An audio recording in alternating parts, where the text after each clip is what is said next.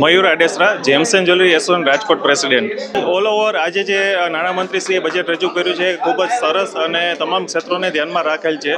અને ખાસ કરીને જે ઇન્કમટેક્સ સ્લેબમાં જે 12 લાખ સુધીની છૂટ કરી છે તો એ સમગ્ર ભારત માટે છે ને ગૌરવની વાત છે કે જે ટેક્સના સ્લેબમાં છૂટછાટ આપી છે. તેમજ અમે સોના ચાંદીમાં વ્યવસાય સાથે સંકળાયેલા છીએ, પણ સોના ચાંદીમાં હાલ પૂરતી સરકારશ્રી તરફથી કોઈ પણ બી જાતની રાહત અત્યારે આ બજેટમાં દર્શાવેલ નથી. અમારી માંગણીઓ હતી કે સોના પર જે આયાત ડ્યુટી છે 6% હાલ છે એ ઘટાડી 3% કરવી જોઈતી હતી. તેમજ અન્ય માંગણીઓ કહીએ કે જ્વેલરીની જે ખરીદી થાય છે તેને પણ ઈએમઆઈ દ્વારા પરવાનગી આપવી જોઈતી હતી.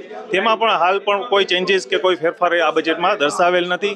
તેમજ જે gift city India international Boolean exchange ખાતે આવેલ છે તો તેમના દ્વારા જ માત્ર સોનાની આયાત થાય આવી પણ અમે લોકોએ માંગણી કરેલ હતી. પણ હાલ પૂરતું આ બજેટમાં અમારા સોના ચાંદીના ઉદ્યોગકારોને કોઈ પણ બી જાતની ફેરફાર આમાં આપેલ નથી.